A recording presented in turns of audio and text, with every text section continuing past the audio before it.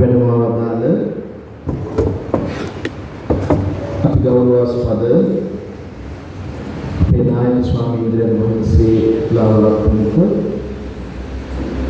මේ සභාවේ වැඩ ඉන්න පුංචිම ස්වාමීන් වහන්සේ දක්වා සියලුම දෙනා වහන්සේගේ නමස්කාරයි ආදරණීය සියලුනි අද මේ සම්මුඛ වීමේ නැත්නම් මේ හමුවේ අරමුණ පිළිබඳ අදාළ කරුණු අපේ සුබසාර පඬිතුක හඳුනන මතක් කෙරුවා 2016 අවුරුද්දේ යහපාලන ආණ්ඩුව තුන් වතාවක් මාව ෂේදේ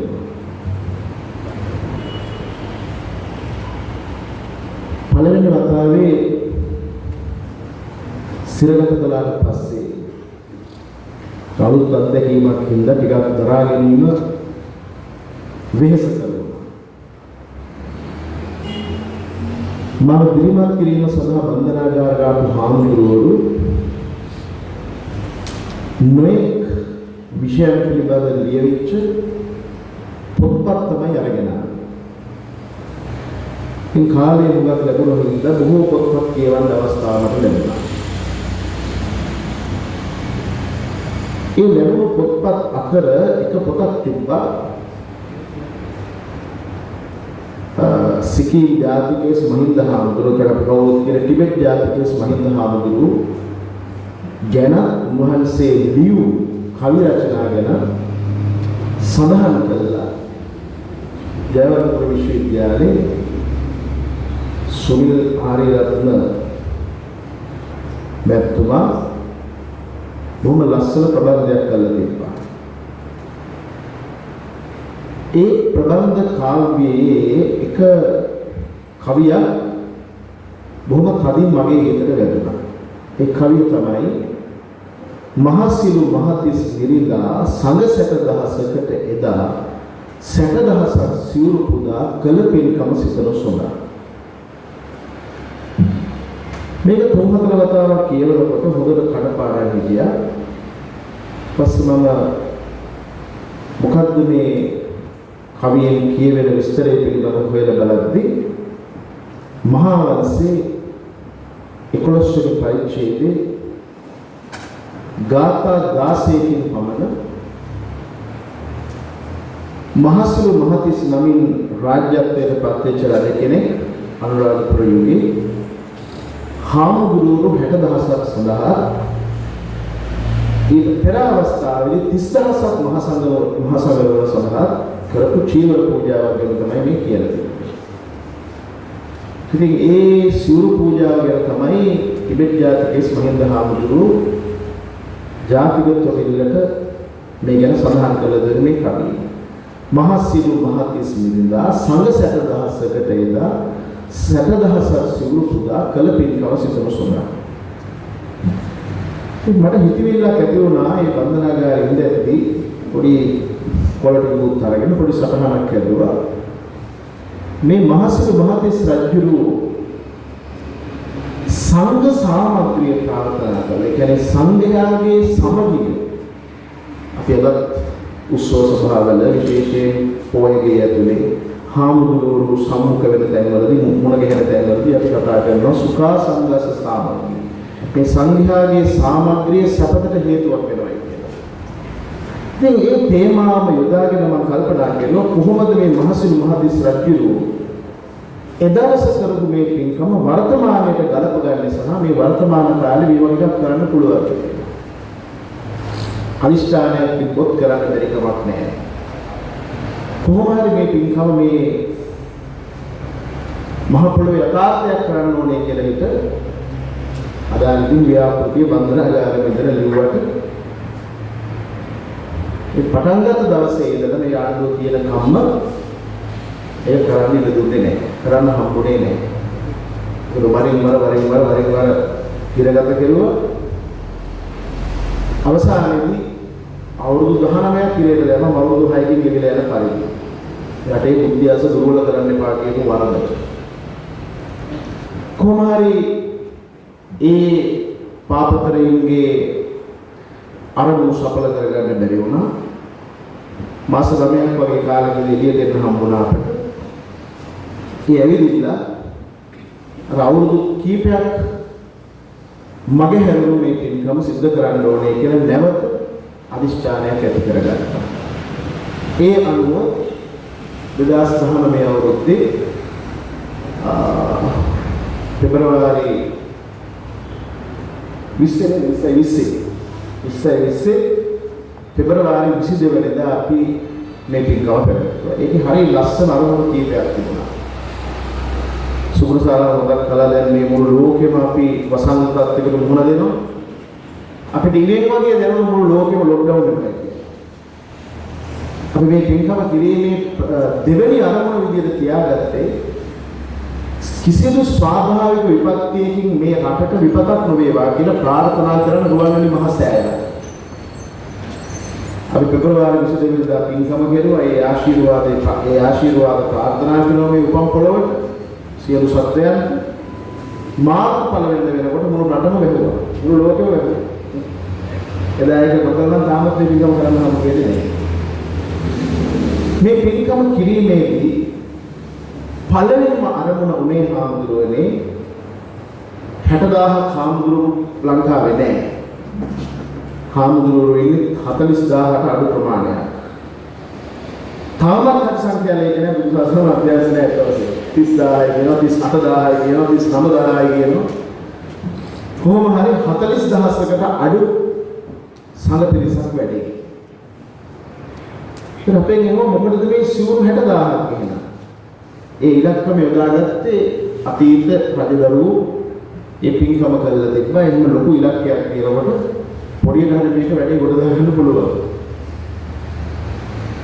සිවුරු දෙක ගන්න සිවුරු 60000ක ඉලක්කයකට ගියොත් සිවුරු දෙක බැගින් ලංකාවේ ඉන්න හාමුදුරුවෝ සිවුරු දෙක බැගින් පූජා කළා සංඝ සාමග්‍රිය ප්‍රාර්ථනා කළා තව යුගයකට මේ ධර්මය මිත්‍යා දෘෂ්ටික බලවේග වලින් තොරව ඔසවා තැබීමේ කතිකාවක් ගොඩනගා ගැනීමයි අපි අදිෂ්ඨානය වුණේ. අතීත රණශූර සියලු මීමුතුන්ට පින් අනුමෝදන් කළා. ඒ අදිෂ්ඨානයත් ඇතුව ඒ ආශිර්වාදයක් ඇතුව රටට කිසිදු ආකාරයේ ස්වාභාවික විපතක් නොවි දෙහිමි නායකත්වයක් ප්‍රාර්ථනා කළා. ඒ නායකයන් විසමග යවන්න පුළුවන් විශාල සංඝ බලයක් මේ මහ පොළොවේ ඉල්ලන අවුරුදු 2000 ගණනක් තිස්සේ අපි මේක රැක්කේ ඒ සංඝානුශාසනාවට යටත්ව. ඒ සංඝානුශාසනාවෙන් පිටපැනපු හැම වෙලාවකම රට වැටුණා. අද අපිට පේන වර්තමාන කාලේ අපි අවුරුදු 5න් 5ට මොන නායකයෙක් ගෙනල්ලා පුටුවේ වාඩි කළා අපිට ඒ කවුරුන් මොන පුටුවේ වාඩි කළා ඒ පුටුවේ වාඩි කරන බලවේග අවසාන විග්‍රහය තීන්දුව ගන්න තැන් වල නැහැ. ඒ නිසා අපි හැමෝම අසහනේ. ආපති දැන් හාමුදුරුවෝ ගහන මිනිස්සු දැන් සැපද කියනවා. හරියට අපිට කරනවා වගේ. එහෙම වෙන්න හේතුවක් තියෙනවා. ඒ හේතුව තමයි තවමත් තේරුම් අරගෙන නැහැ අපේ රටේ හාමුදුරුවෝ Tamanගේ තියෙන ශක්තිය. මේ සිවුර තියෙන ශක්තිය. ඒ කවුරු මොන හස්තියක් දරනවනවා මේ රටේ සංඝ සාමග්‍රිය ඇති වෙච්ච දවසට නිකාය වශයෙන් මේවා තිබුණාමයි මූලස්ථාන ඒකට අපි ගරු කරනවා. ඒ සම්ප්‍රදායන් එහෙම තියෙන ගමන් මේ ජාතික ආගමික ප්‍රශ්නවලදී එක මතයක ඉඳලා හාමුදුරුවෝ අදහස් ඉදිරිපත් කරොත් අය කාටවත් මේක නටන්න හම්බ වෙන්නේ නැහැ.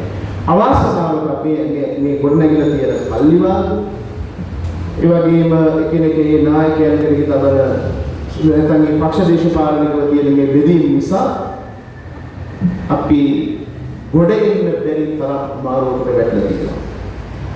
මම දැක්ක ඊයේ 1817 ආණ්ඩුකාරවරයෙක් බ්‍රිතාන්‍යයට ලියා යවනවා ලේසි නෑ මේ සිංහලයෝ පරාජය කරන එක. ඒ පුළුවන් තරම් අපේ සෙබළු සන්නද්ධ වෙලා ඉස්සරහට යනකොට මේ සිංහල හේවාය නැත්නම් සිංහල සෙනගු සිංහල හමුදාව ඒ විමුක්තිකාමී ඒගොල්ලෝ කැලෑවදිනවා. වරුසා වෙනකොටත් ඒගොල්ලෝ කැලෑවදිනවා. අපි කොච්චර ඉදිරියට ඇදුණත් වැස සමය ආවට පස්සේ අපේ සොල්දාදු රෝගී වෙනවා. අපේ අඩුම කුඩුම ටික ඉවර වෙනවා. අපි හොඳට දුර්වල වුණාට පස්සේ සිංහල ශිල්පියෝ අපිට පහර දෙනවා අපි දුර්වල කරනවා. ඒ නිසා මේගොල්ලන්ගේ ලේසි නෑ කොහොමවත් පරාජය කරන්න කියලා. අවසානයේදී ඒගොල්ලෝ උපායක් යොදනවා. මේ රට අල්ලගන්න නම් එකම එකයි තියෙන්නේ. මේ සිංහල සේනාව සිංහල ශිල්පියෝ බේද කරන්න ඕන. මේගොල්ලන් දුර්වල කරන්න පුළුවන් බේද කිරීමෙන් විතරයි. ඒ බේදය අද UNP ශ්‍රී ලංකා JVP යනාදී වශයෙන් අපි තාම පක්ෂවලට විදුලේ බේදය අද හදාගෙන තියෙනවා. කොයි හැටි වෙතත් ඇත්ත වශයෙන්ම මේ සිවුරු පූජාවේ ප්‍රධානතම අරමුණ උනේ අපේ හාමුදුරුවෝ මෙන්න මේ වගේ මූණට මුණ ගැහිලා රුවන්වැලි මහා සෑයට 60000ක් හාමුදුරුවෝගේ 30000ක් හාමුදුරුවෝ වඩම්මන්න බෑ 3000ක් හාමුදුරුවෝ වඩම්මන්න බෑ 1000ක් කරපු කරන එක ලේසි නෑ. ඒක රාජ්‍යයේ යාන්ත්‍රණයකින් පුළුවන් වුණත් ඒක ලේසි පහසු වැඩක් නෙවෙයි. ඒ නිසා අපි කල්පනා කරුවා සිවුරු බාර ගන්න දායකයෝ රුවන්වැලි මහා සෑයට රැස් කළා. සංඝික වශයෙන් මේ සිවුරු ටික පූජා කළා. නැවත වතාවක් මේ සිවුරු ටික එකතු කරගෙන දිස්ත්‍රික්කයක් පාසා ගිහිල්ලා සිවුරු දෙක ගානේ අපේ හාමුදුරුවෝ පූජා කළා. අපේ ප්‍රධාන අරමුණ කුමක්දයි හාමුදුරුවෝත් එක්ක පැයක් දෙකක් අරගෙන යම් සාකච්ඡාවක් ගොඩනගන්න තමයි අපි සැලසුම තිබුණේ. ඇත්ත වශයෙන්ම මේ සිවුරු පූජාවේදී අපිට එකතු කරගන්න පුළුවන් වුණේ සිවුරු 20000ක් විතර නම්. 60000 කට ගියේ නැහැ. හැබැයි 60000ක සෙනගට එකතු කරනවා නම් මම හිතන්නේ 30ක් 40ක් නැරෙනවා. ඒ 20000 පූජා කරද්දිත් ඒ බුද්ධියන්ස සියල්ල වාර්තා කරලා තිබුණා. පිච්චමල් පූජාවට කළ විශාල සෙනගක් එදා අනුරාධපුරයට ආවයි කියලා. මේක දැක්කා. මුළු මළුවමත් පිළිලා පහළ මළුත් පිළිලා බසවක් කුළුම දක්වාත් සෙනග.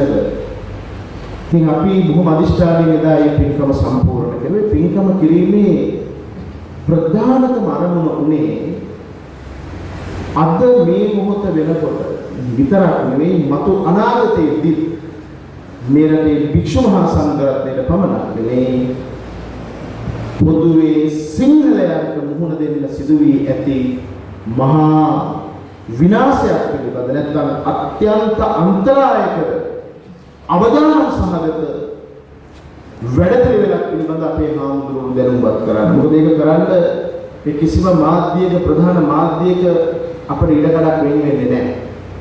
බහුජාතික සමාගම් විසින් හසුරුවන මාධ්‍ය මුදලාලින්ගේ න්‍යාය පත්‍රය ඇතුලේ ඇත්ත කතා කරන්න අපිට ඉඩක් නැහැ. ඕන තරම් මේ වල් වැල් බයිල දොඩවන්න ඕන තරම් ගුවන් කාලේ මිඩාල කරනවා. හැබැයි මේ කතා කරන මොහොතේ මේ මහ පොළොවේ සිද්ධ වෙමින් තියෙන ඇත්ත පෙන්වලා දෙන්න අපිට අවස්ථාවක් නැහැ. ඒ නිසා තමයි අපි බැලුවේ මුහුණට මුණ ගැහිලා. මොකද සියලුම ජනතාව 2.20 ලක්ෂයක් ජනතාව අතරින් ගත්තොත් 1.55 ලක්ෂයක් විතර බෞද්ධ වෙනවා මේ රටේ.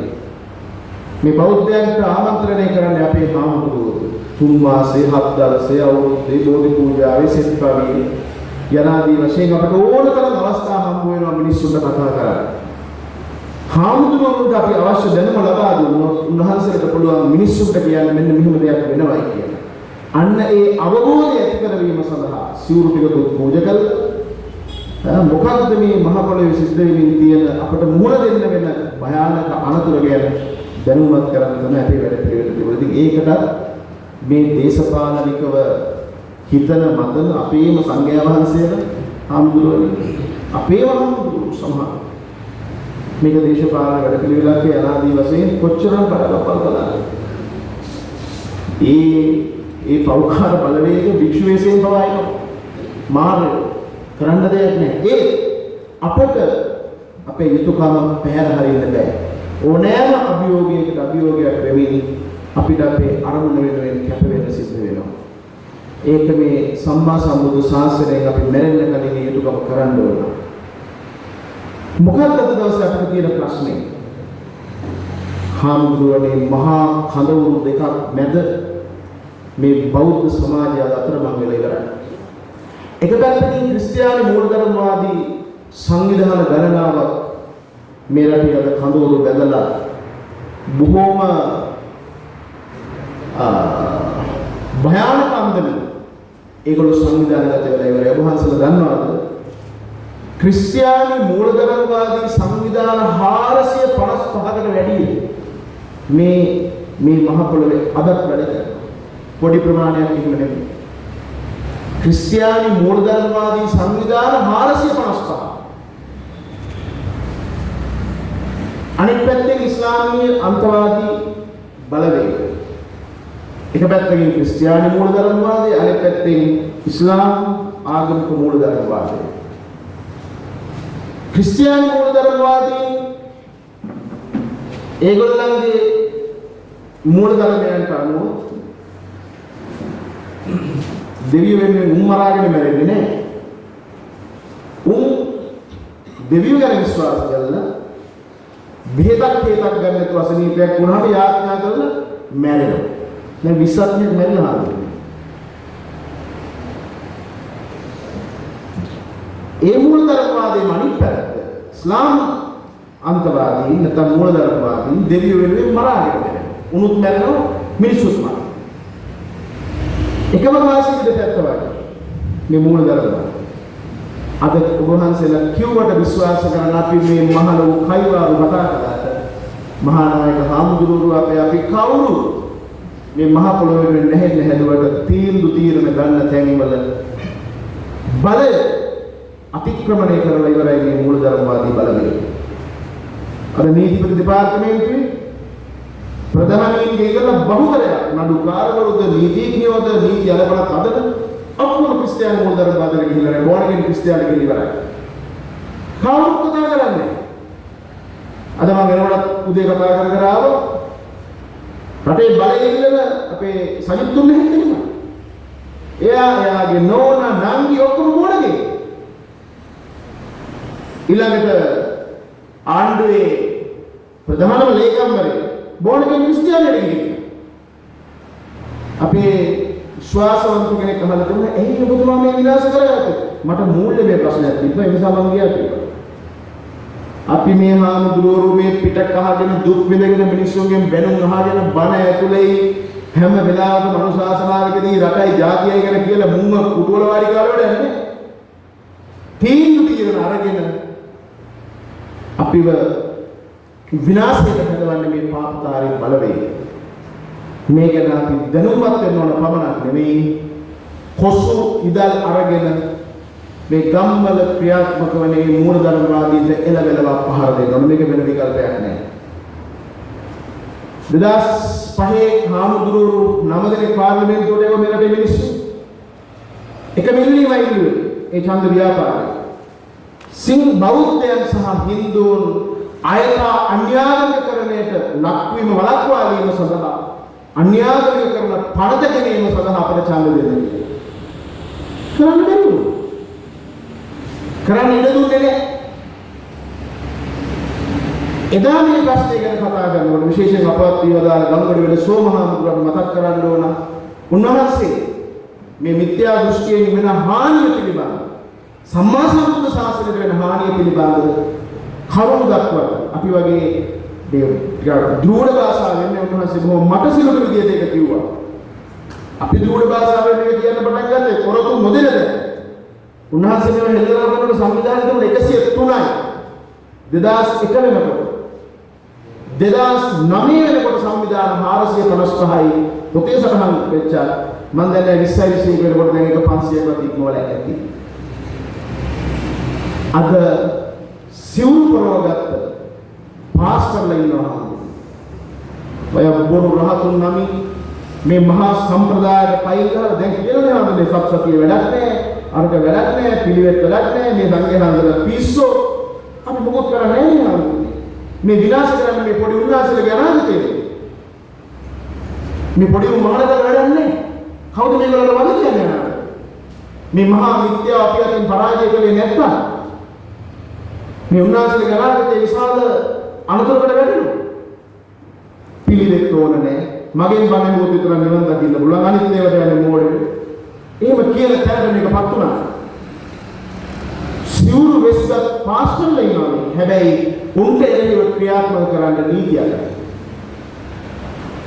අපි හදන්නේ කියලා මිනිස්සු අපිට ගන්න ඕන එකම දේ තමයි මිනිස්සුන්ව දැනුම්වත් තබන එක. ඒක අපි කළ යුතු නීතියක් මොකක් හරි හදාගන්න ක්‍රමයක්. අලල කුදල මුට පල්ල දානකම් හතර හන්දි කඩනකම් වෙන විකල්පයක් මේකට නැහැ. ගම්බිම් වලට මේ මිත්‍යාව ඇතුල් වෙන්න නොදී අපි අපේ ගම්බිම් සුද්ධ ලෙස ආරක්ෂා කරගන්න ඕන. ඒකේ පළවෙනි වගකීම තියෙන්නේ අපේ ගෞරවනීය හාමුදුරුවෝ වහන්සේලාට. මිත්‍යාව තරම් භයානක එකක් නැති බව බුදුහාමුදුරුවෝ අංගුත්තර නිකායේ ඒකක නිපාතේ ඒක ධම්මපාලියේදී බොහෝම ලස්සනට දක්වලා තියෙනවා. මහා දුක්ඛන්ද ආදී සූත්‍රවල හරි අපූර්වව දක්වලා තියෙනවා.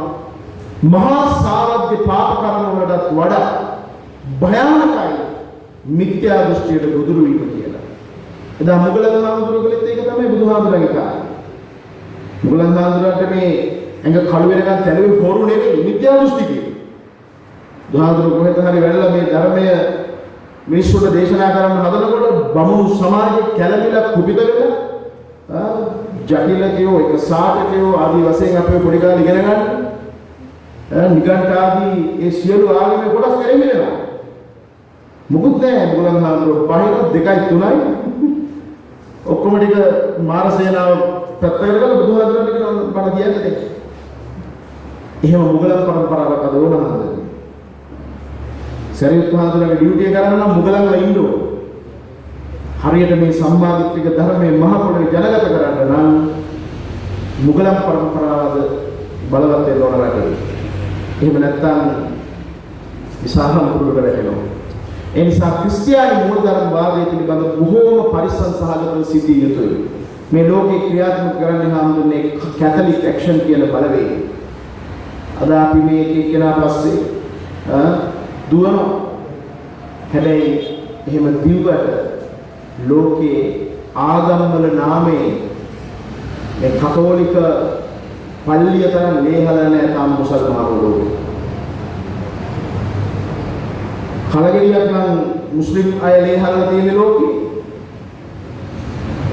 වෙලක්තරන් ලේහලලා තියෙන ආගම වෙනුවෙන් කතෝලික අය. මෙතන කතෝලිකද ක්‍රිස්තියානිද කියන ප්‍රශ්නයක් නෙවෙයි අපිට තියෙන්නේ. මේ ක්‍රිස්තියානි මූලධර්මවාදී බලවේගය අද බෞද්ධයන්ට විශාල තර්ජනයක් වෙමින් තියෙනවා.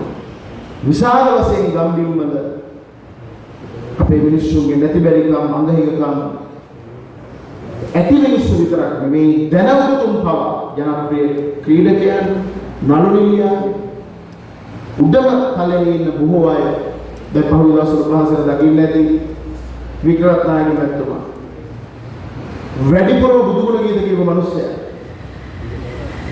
ක්‍රිස්තියානි මොනකේ ඊළඟට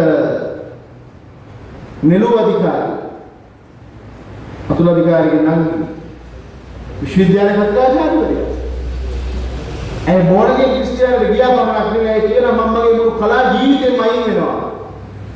මගේ මුළු කලා ජීවිතේම අයින් වෙලා මම දේව දාසයක් වෙනවා මින් පස්සේ. ඒ සුභාරංචි සේවය ගෙනියන්න දේව දාසයක්සේ කටයුතු කරනවා කියලා. ඒක තමයි ඒගොල්ලන්ගේ උපාය. ඉහළම ජනප්‍රිය තලයේ ඉන්න එක්ක නළු නිළියෝ ක්‍රීඩක ක්‍රීඩිකා මොකද ඒගොල්ලෝ අනුකරණය කරන මිනිස්සු.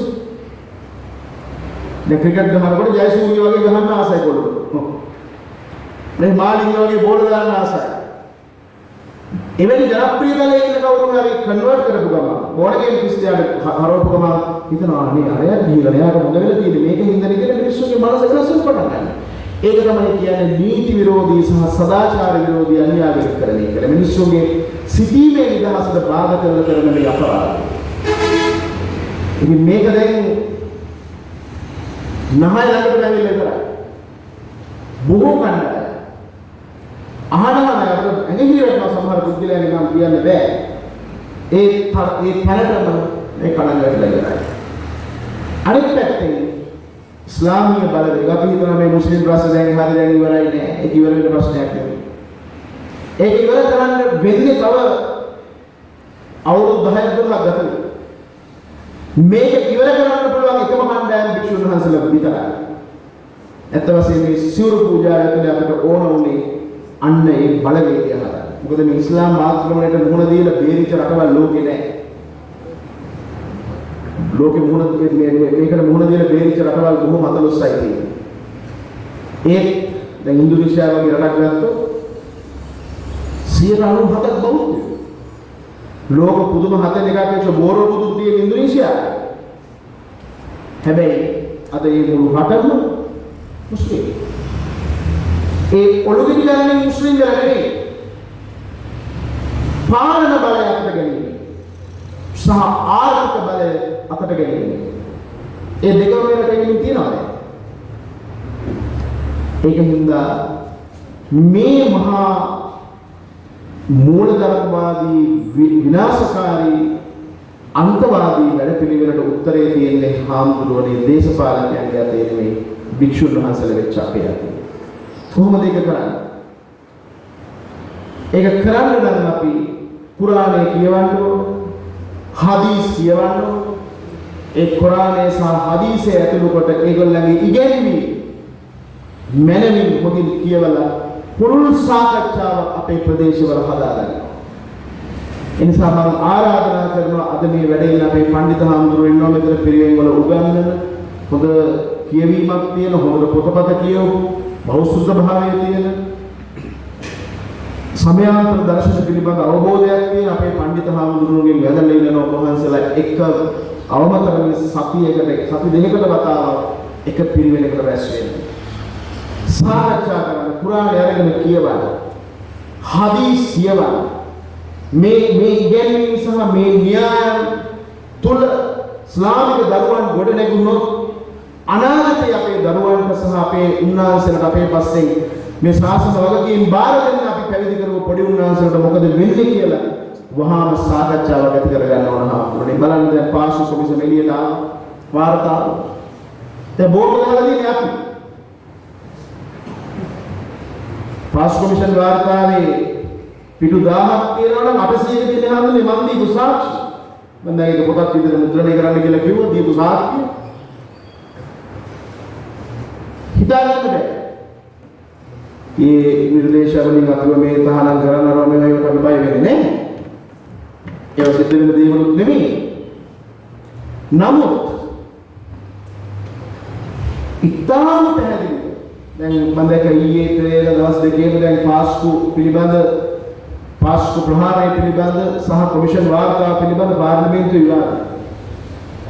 අර මුන්ට බයිනවා මුන් මෙහෙට බයිනවා ඔබල කරයි කියලා මේක කරයි කියලා නේ මේ මුන් දෙතොන් ගලන්නම අපි 2010 ඉඳලා මේක කියන්නේ.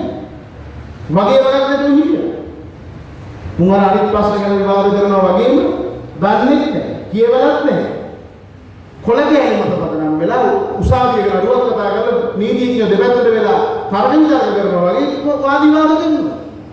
තමන්ගේ භාෂණයේ හැකියාව පෙන්වීම කොහොමද පාර්ලිමේන්තුවේ කරන්නේ මුන්නේ දැනුමක් නැතුව කතා කරනවා නෙවෙයි. මම දැක්ක එක එක්කෙනෙක් හෝ දෙන්නයි යම් පමණක දැනුමකින් කතා කරන්නේ.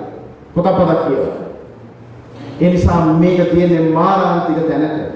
ලෝකේ බිහිසුම ත්‍ස්තකල්ලි බිහි කරපු ආගමික මතවාද හතරක් තියෙනවා. තෞහීද් ජමාතේ ඉස්ලාම් ඉඛ්වාන් මුස්ලිම් සහ තබ්ලිග් ජමාත් කියලා. ඒ සංවිධයේ මේ මතවාද හතර තුලින් තමයි IS බොකෝ හරාම් අල් කයිඩා තලිබාන් අල් ෂබාබ් ඔය වගේ ලෝකයේ මිනිස්සු මරාගෙන මැරෙන්නේ රාජ්‍යවල අඩබල කරගෙන රටවල් ආක්‍රමණය කරගෙන ඒ බලමුණු සියල්ල ගොඩනගලා තියෙන්නේ මේ ආගමික මතවාද තුලින්.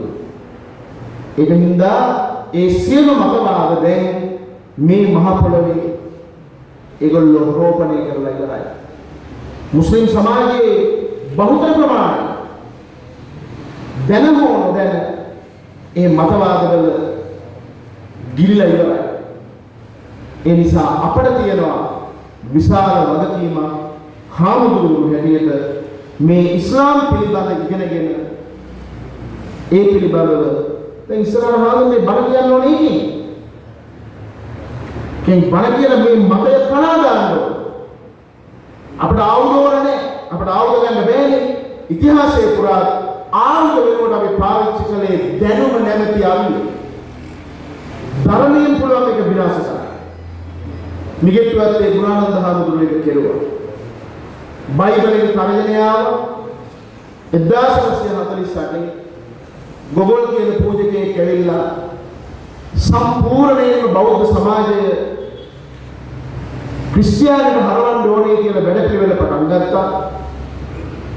පොත්පත් ලියව බුද්ධ ආගමට විරුද්ධව ඒවා මිනිස්සුන්ගේ අතටපත් වුණා. මිනිස්සුන්ගේ අතටපත් වෙච්ච පොත්පත් නිගෙට්ටුවත් හාමුදුරන්ට අතටපත් වුණා. මහානායක හාමුදුර කෙනෙක් නෙවෙයි, සාමාන්‍ය භික්ෂුවක්. හැබැයි මේක හොඳට කියුවා. කියවලා බලලා අවසානයේ තීරණය කළා මේ විදිහට කිව්වොත් බෞද්ධ සමාජය ඉවරයි, විනාශයි. එකම විකල්පයයි තියෙන්නේ. දැන් සේනා සංවිධානය කරන්න බෑ. මොකද ජාතික විමුක්ති අරගලේ පෙරදිලා 818 දුර්වල වෙච්ච ජාතිය ආයි සේනා සංවිධානය කළ වෙඩි උණ්ඩට බිලි දෙන්න බෑ අපේ මිනිස්සු.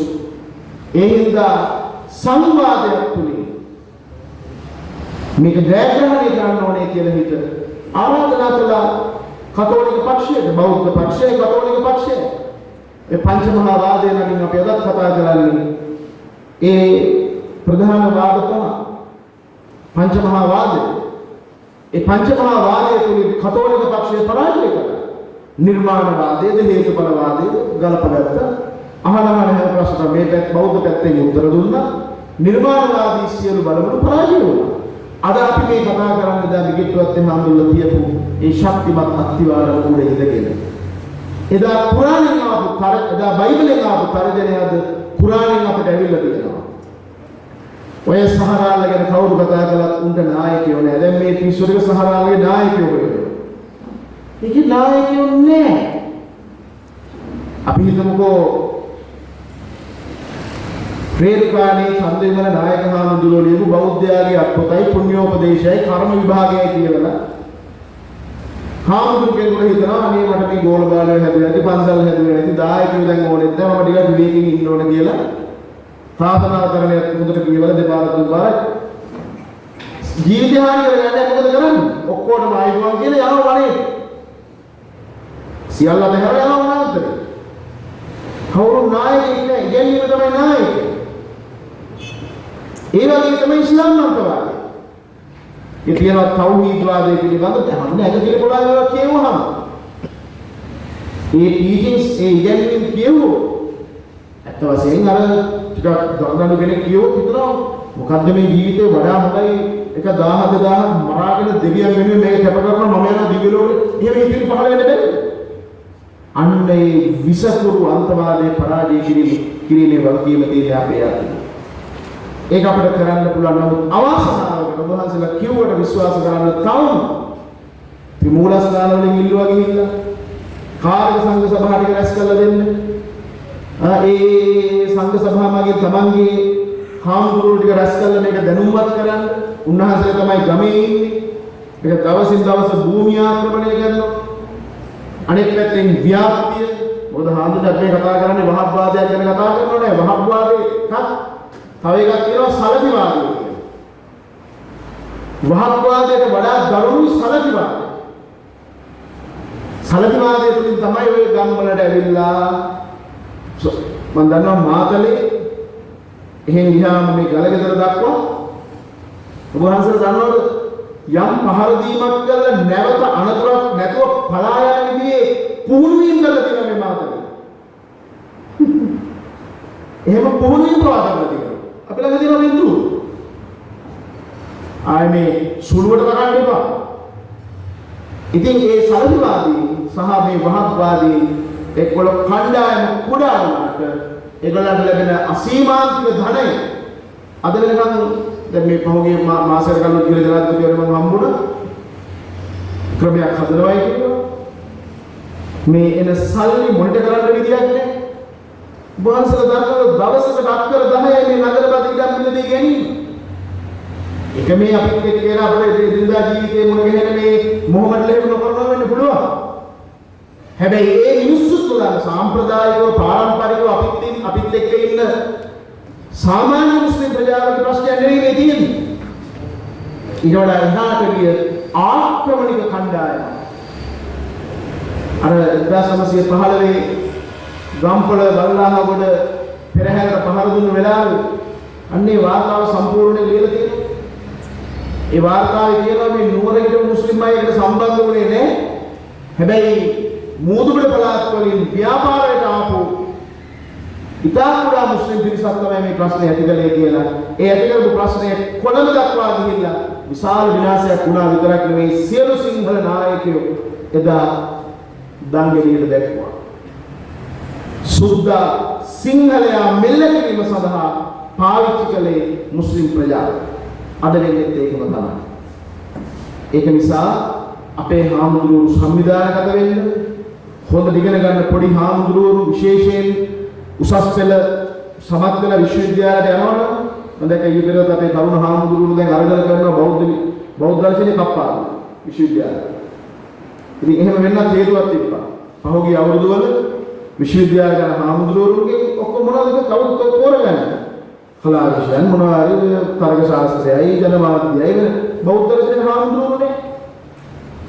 ඔක්කොම බලනවා මොනවා හරි වාණිජ විෂයක් මොනවා හරි ඉගෙනගෙන හොඳයි අවස්ථාවක් ආව ගෙදර යන්න හරි ගිහින් එවැනි තත්ත්වයකටපත් වෙන නොදී අපේ හාමුදුරුවෝ ටික හොඳින් හදා ගන්න පමණක් නෙවෙයි නව ලෝකයට ගැලපෙන පරිදි හොඳ දියුණු භාෂා ඥානයක් එක්ක අපි මේ සංස්කෘත වලට කොච්චරනම් අපි උනන්දු කරනවා. ඒක හොඳයි අපේ වාක්කෝෂය හදාගන්න. සංස්කෘත වලට කතා කරන භාෂාව මේක මල භාෂාව. ඉන්දියාවේ කතා කරන්නේ නැහැ. හැබැයි අපි මහරජා නෙවෙයි ඉපදෙන දවසේ හිටපු හාමුදුරුවෝ තාම ඉන්න පිරිවෙන්වන්සේ උපදේශ කළා. නවීනත්වයටපත් වෙන්නේ නැද්ද? අජග්ගලක ගහිනවා. සංස්කෘත ඕන. ඒක හොඳයි අපේ භාෂා ඥානෙ දියුණු කරගන්න. හැබැයි ඊට වඩා නරකද මේ සංස්කෘත විෂයට දෙන ප්‍රමුඛතාවය දෙමළ භාෂාවල් දුන්නා. ඒක ජර්මන් භාෂාවල් දුන්නා, ප්‍රංශ භාෂාවල් දුන්නා. කොරියන් භාෂාවට දුන්නා නම් ඉතාලි භාෂාවට දුන්නා නම් ඉංග්‍රීසි වලට දුන්නා නම් ඒ ප්‍රමුඛතාවය අපිට ලෝකයක් දෙන්න බැහැ. ඒක නිසා ඒ අපේ හැකියාවන් තියෙන හොඳ කුසලතා තියෙන තරුණ හාමුදුරුවෝ හඳුනාගෙන අපේ පඬිත හාමුදුරුවනේ මේ කුරාණය පිළිබඳව දැනුම් උන්වහන්සේලා හොදට පෝෂණය කරලා විශ්වවිද්‍යාලයට ගියා සමයාන්තර දර්ශන තුලින් ගිහිල්ලා මේ විෂය හොඳට ඉගෙන කියා ගන්න මඟ හදන්න ඕන අනාගතේ මේ ප්‍රශ්නෙට තාර්කිකව මුහුණ දෙන්න. ද බලන්න උලමා සභාව ආන්දෝලන විශ්වාස කරන උලමා සභාවේ ඒ කියන්නේ ආගමික වියතුන් හැටියට 7000ක් වෙනින්. පොඩි ගමනේ නෙමෙයි 7000. ඔක්කොම හොඳ උපාධි එක භාෂාවල් 3-4ක් කතා කරන අපිට හැරෙන්න පුළුවන්. ඒ නිසා අනාගත අභියෝගය බොහොම පළල් භයානකයි. ඒකට මූණ දෙන්න නම් අවමතරමින් මේ මාතලේ දිසාවේ පිරිවෙන් 22ක් තියෙනවා ඒක අවමතරමින් එක පිරිවෙනකින් එක නමක්වත් මේ ඉස්ලාම් පිළිබඳව සහ මේ මූලධර්මවාදයන් පිළිබඳව හදාගන්න ඉගෙන ගන්න අනිවාර්යෙන් මඟ හදන්න ඕන. මොකද විශාල අද ලියලා තියෙන දිනපතක වෙන්නේ කිව්වයි මේ හාමුදුරුවෝ කියලා. අපිට විතරයි මේ ප්‍රශ්නට උත්තරේ දෙන්නේ. හැබැයි මිනිස්සු ඉල්ලුමේ හැටියට සැපයුම දෙන්න අපි ළඟ දැනුම නැත්නම් කොහොමද මේ මහා විද්‍යාව දෙරෙහිව අපි වැටගන්නේ? ඒකින්ද මම මේක වැඩි කතා කරන්න යන්නේ නැහැ. අත් වශයෙන්ම මේ සිවුරු පූජාවේ අරමුණ උනේම 30000ක් අපේ හාමුදුරුවෝට සිවුරු දෙක ගානේ පූජා කළා. මේ ඉස්ලාම් ආක්‍රමණයේ ඒ වගේම අනෙක් මූලධර්මවාදී බලවේග වලින් මේ ඔක්කොම කැටි කරලා කිව්වොත් තනි වචනයකට සංක්‍රමණික සංස්කෘතික ආක්‍රමණික බලවේග වලින් මේ බුද්ධ භූමිය සිංහලයෝ අනෙක් පැත්තෙන් බෞද්ධයෝ ආරක්ෂා කර ගැනීම අද දවසේ වගකීම කොට සලකාගෙනයි අපි මේ කටයුත්ත සිදු කරන්න අදිෂ්ඨාන කළේ. ඉතින් මේ කටයුත්ත අපි බලාපොරොත්තු වෙච්ච තරම් සඵල කරගන්න බැරි වුණා. 20000ක් වගේ ප්‍රමාණයකින් අපිට ඒක කරන්න පුළුවන්කම ලැබුණා. ඉතින් ඒ කටයුත්ත සම්පූර්ණ කරන වෙලාවේ මාතලේ දිසාවෙන් අපේ හාමුදුරුවෝ අපිට හුඟක් උදව් කළා. අපේ තරුණ අපේ නායක හාමුදුරුවෝ ඇතුළු කල්ලේ නායක හාමුදුරුවෝ ඇතුළු අපේ තරුණ හාමුදුරුවෝ විශේෂයෙන් අපේ චතුරංගය ඇතුළේ තරුණ දරුවෝ හාමුදුරුවෝත් එක්ක එකතු වෙලා 10ක 15ක කණ්ඩායම විශාල සිවුරු ප්‍රමාණයක දායකත්වයේ බාරගනිමින් දවස් ගණන් නිදි මරාගෙන මේ පින්කම අත්‍යාකාරයෙන් සම්පූර්ණ කරන්න පුඟා කැප වුණා මහන්සි වුණා. ඒ මිල මුදල් වේල දුන්න ශ්‍රම දායකත්වයේ දුන්න දවස් ගණන් නිදි වැරුවා. ඒත්ගේ ඒ කරපේ කැපකිරීම ඒ පින්කම අත්‍යාකාරයෙන් කරගන්න අපිට අවස්ථාවක් වුණා. ඉතින් ඒ ගැන මතක් කරලා ඒ ගැන පින් දෙමින් අද අපේ පඬිත හාමුදුරුවන් වහන්සේලාගේ ආරාධනාව මත මේ සිවුරු බාරගන්න පිළිගන්න මේ අවස්ථාවට වැඩමවීම ගැන අපේ නායක හාමුදුරුවන් වහන්සේලාට පිරිවෙන්හි රාජකාරී කරන අපේ පඬිත හාමුදුරුවන්ට අධ්‍යයන කටයුතු වල අධ්‍යාපන කටයුතු වල නියැලලා ඉන්න අපේ ගෞරවනීය පොඩි හාමුදුරුවන් වහන්සේලාට ඔබ සෑම සියලු දෙනා වහන්සේටම අපේ කෘතවේදීත්වය ගෞරවය පුණ්‍යානුමෝදනාව නිහතමානීව පළ කරමින් මේ ආකාරයට මේ කටයුත්ත සිද්ධ කිරීමට අපකැපව ක්‍රියා කළ අපේ සුගුණසාර හාමුදුරුවෝ ඇතුළු සියලුම දෙනා වහන්සේට අපේ තරුණ පිරිසට විශේෂයෙන් අපේ මාතලේ නායක හාමුදුරුවන්ට කුමාරයන්ගේ නායක හාමුදුරුවෝ ඇතුළු සියලු දෙනා වහන්සේට අපේ ආශිර්වාදය සහ ගෞරවය මේ මොහොතේ පිරිනමමින් උන්වහන්සේලා අපි හැමෝම එකතු වෙලා අදිෂ්ඨානයක් ඇති කරගමු. හාමුදුරුවනේ අද අපි බණ කියන්නේ ධම්වල දන්නේ පන්සල් සුව පහසුවට ඉන්නේ අනුන්ට නිවන් දකින්න මඟ කියන්නේ මේ මොන දේ කරන්නේ අපේ මුතුන් මිත්තෝ Tamanගේ අතටපත් වෙච්ච නිවන අතහැරලා එදා Taman හමුවට ආපු Taman ඉදිරියට ආපු අභියෝග වලට අභියෝගයක් වෙමින් Tamanගේ අතටපත් වෙච්ච නිවන අතහැරලා පාරමිතාවක් හැටියට මේ ජාතික පාරමිතාව පුරපු නිසා අපි අවුරුදු 100ක් 150ක් ජීවත් වෙන්නේ නැහැ. අවුරුදු 60 70ක් ජීවත් වෙන්නේ. ඒ නිසා අපේ යුතුයකම විය යුත්තේ අපේ අතටපත් වෙච්ච නිවන ටිකක් පැත්තකට තියලා මේ ව්‍යාකූල වෙච්ච පරිසරය නිරවුල් කරගෙන මිත්‍යා බලවේග ටික පරාජය කරලා අපි අපේ උපනුපන් මේ ලොව එළිය නුදුටු හෙට දවසේ එළිය දකින්න ඊළඟ පරම්පරාවට නිවන් දැකීම වෙනුවෙන් මේ පොළොව සකස් කරලා තියන්න ඕන මේක පරිස්සම් කරලා තියන්න ඕන. තව අපි ආත්ම 100 ගණනක් මේක ඉපදිදි මැරෙයි. අවුරුදු 5000ක් යනකම් මේ ධර්මයේ රැකීම අපේ යුතුයකම. ඒකින්ද ඒ වගකීම අපි හිසින් දරාගෙන එක්සිට් එක්සත්ව කටයුතු කරමු. එළවෙන මේ ජාතික ආගමික ප්‍රශ්නවලදී පක්ෂ නිකාය ආදී සියල්ල දුරු කළා අපි සාමග්‍රියටපත් වෙලා එකවන්ව ඒවට මුහුණ දෙමු කියන කාරණාව මතක් කරමින් සහ ඒ යෝජනාව කරමින් මම නිහඬ වෙනවා හැම දිනම විශේෂයෙන් තුරුවන්ගේ සරණ ප්‍රාර්ථනා කරමි.